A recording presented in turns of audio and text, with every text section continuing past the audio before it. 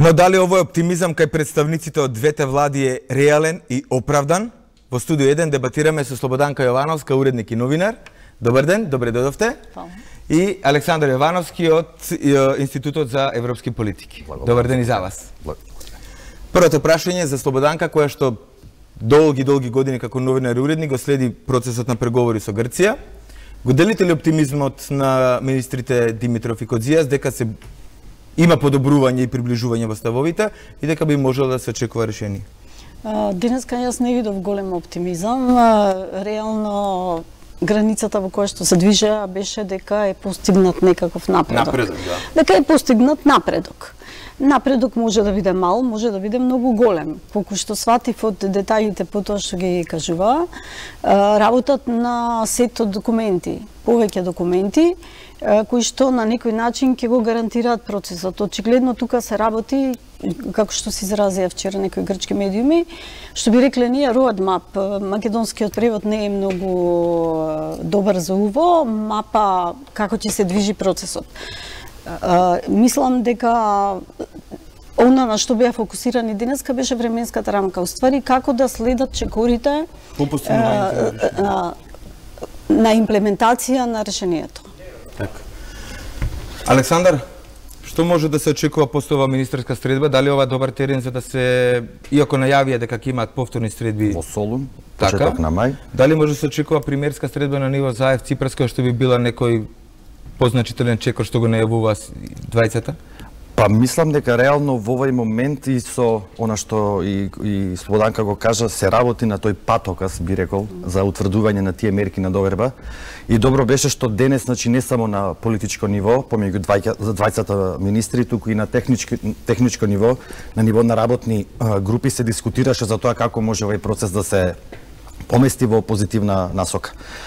Премиерска средба би можело да се очекува најрано во мај, на самитот помеѓу земјите од Западен Балкан и Европската Унија во рамки на бугарското претседателство во Софија на 17 мај.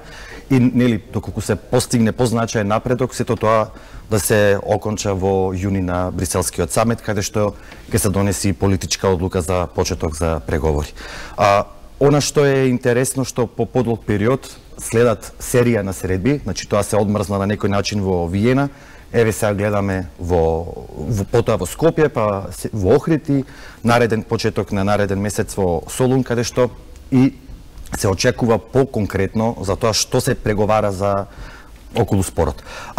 Како што и гледаме, публиката се држи малку на страна овој период, бидејќи ценам дека и е индикатор дека е постигнат некој напредок, но без еуфорија, рационално да се пристапи кон не само договарање на сет мерки, туку и пристап како и јавноста во Македонија и во Грција да биде информирана за тоа кои се тие чекори. Конкретно тоа е и следната насока во разговорот. Јасно е дека практично измените во уставот се каменот на сопнување во преговорите. Дали тоа ќе успее владата да го протурка, да го протне кај македонската јавност? Веројатно, колку што сватив на тоа се работи во моментот. Каже Александар дека во моментов јавноста не е доволно. Јас не мислам дека не се отворени картите во јавноста. Јас не мислам дека тоа прашање е најтешко. Тоа технички е најнеизводливо во моментов. Ја мислам дека името што ќе се избере е многу потешко. Зашто сепак во Македонија има навивање, например, ние сме некој понаклонет на Северна Македонија, некој на Горна Македонија, а има и луѓе кои што не прифаќаат ни едното ни другото, така што мислам дека името е секако предвидува и името, прашањето за името на јазикот и прашањето за името на народот и употребата на зборот Македонија е многу потешко прашање по мене. Уставната примена е нешто што ја интересира Грција многу, бидејќи они сакаат гаранција дека тоа што ќе се договори ќе биде прифатено. Практично го имам истиот проблем како со Бугарија со договорот за пријателство. Они не веруваат дека тоа што може ќе го договориме сега, дека во иднина нема да биде изневерено, не испочитувано. Вие знаете дека привремената спогодба практично во некои делови не се почитуваше и од наша страна и од грчка страна. Сакаат договорот што ќе се постигне да биде зацементиран за сите времења и практично мислам дека во најголем дел се работи на тие гаранции. За разлика од нас кои што инсистираме на имињата, грците инсистираат на тие правни конкретни ергомне, значи уставни интервенции. Просто кажано, за да разбере секој, името наше треба да се смени во Уставот 150 и неколку пати, мислам, колку што беше избројано, во Уставот да го пишува новото име и да се знае точно во која прилика што ќе се употребува. Во тој контекст беше прашањето, дали ќе успее владата тоа да го представи, да го пред јавноста и да помине практично кај граѓаните. Во моментов мислам дека има ли расположение? Во моментов мислам дека настојувањето на нашата влада е сето ова да се реши до самитот на НАТО во јули. Значи наш таргет е самитот на НАТО во јули. Ние брзаме да се реши прашањето, а интерес на Грција е обратно, побавно да се решава прашањето. Нив ми е битно прашањето да се реши во момент кога тоа речение може да помине во парламентот. А нас не е битно да се реши пред самитот. Така што мислам дека тука се бара компромис околу тие две настојувања, тие две тенденции. Александра, ако знаеме дека владата игра практично најголем дел од нејзината политика е вложена на картата за името, на решавање на спорот со името, што доколку не се постигне договор, кои се опциите? Најоптимално, значи постојат две сценарија во овој случај, бидејќи по подолг временски период имаме одмрзнување на европската и НАТО агенда, која е сепак нажалост тие се условени од овој спор, така со решавање на спорот на името.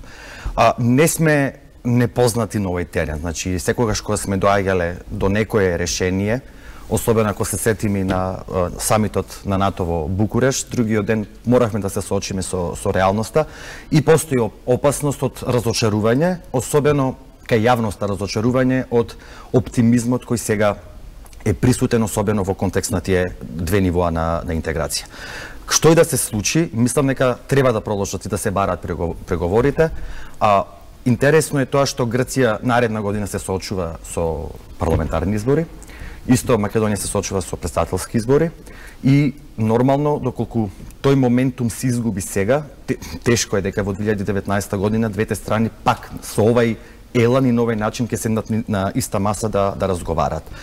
Точно, може би мислам дека полесно тоа проаѓа тука бидејќи е интересот на наша страна, но ценам дека грчката публика е уште по-не заинтересирана за решавање на овој спор, имајќи предвид со кои коалициони партнери СИРИЗА моментално соработува на маса. Она што беше интересно е и шпекулациите кои беа издадени од грчка страна, особено од пратеникот на Нова демократија, доколку не се постигне компромис во овој моментум, да се изнајде модалитет каде што Македонија би добила некој начин награда за сработеното извинатата година преку статус на обзервер, значи наблюдувач во процесот на НАТО и можеби некоја повластена позиција во самата Европска Унија. Но ризикот од разочарување постои, особено имајќи предвид дека датумот е јули. Потоа влегуваме во циклус на годишни одмори, каде што тој ентузијазам спласнува и потоа веќе доцна во годината, каде што се надевам дека и други прашања ќе треба да дојдат на политичката агенда, не само во Македонија и во Грција, туку и други проблеми за кои треба сериозно да дискутираме во државата. Сега, дури ни е под претпоставка да се постигне договор, решението со Грција и отварање на патот кон ЕУ и НАТО нема да ги реши по автоматизам сите останати домашни проблеми. Што е она што неопходно владата и треба да го направи за да ги практично усогласи сите препораки по привез за нивото на корупција, борбата против корупција во земјата, реформите во судството и тие се услов нели за да бидеме земја членка на Европската унија? Видовме денеска веќе почна да ги гласа законите кои што треба да донесат нели промени во тие сфери. Идејата е системски да се воспостави така да функционира судството, нели сите тие проблеми што беа регистрирани со прислушкувањето, со службите за безбедност. Знаејќи до сега што се случуваше во Македонија, мислам дека никакви закони кај нас не се гаранција дека тоа што стои внатре дека ќе се применува. Едноставно после она што ни се случи минатата година, јас мислам дека ако не проработи свеста дека Македонија мора да стане држава во која што се почитува законот, владењето на правото и во која што институциите треба да функционираат така како што е замислено, тогаш нема спас, ни еден закон не може да не спаси, ни една реформа, ништо. Едноставно мислам дека треба да се работи на промена на свеста малку во државата, бидејќи ние го допревме дното по тоа дно може Македонија да отиде буквално во многу, како да кажам, предраспад, да се најде предраспад, како што беше пред известен период. И јас се надевам дека лекцијата не учевме, дека на крајот сите ќе бидеме губитници во таква ситуација. И претпоставувам дека овие закони што сега се носат со добра намера да се направи здрава законска рамка која што нема да дозволи злоупотреби. Бидејќи законите до сега ни беа добри, меѓутоа имаше некои дупки кои што се злоупотребуваа и доведува до тоа да ни се случат тие епизоди како со прислушкувањето, со судството кое што беше премногу корумпирано. Ова треба да стави некој ред, некоја поголема гаранција дека ќе се спречат такви појави. Така, носењето на законите само по себе не значи правна држава, туку сето тоа зависи од имплементација, колку коалицијските интереси може да бидат пречка за имплементација и реализирање на правото и на законите од областа на судството, борбата против корупцијата, се она што е како пакет реформски закони за... Да, видете, тотално се согласувам дека нема друго сценарио освен работа на она што значи реформска агенда и без да се постигне тој датум јули 2018 година, сепак сме ние дел од тој процес, стратегија на ЕУ за проширување, акцијски план 23 поглаве и 24 правосудство, темелни права, правда, слобода и безбедност. Постои секогаш замка од коалициони договори и политички манипулации, а особено она што треба нареден период да се работи е нормализирање на политичкиот диалог и враќање на сите политички чинители во собранието, таму каде што треба да се случува цела политичка дебата.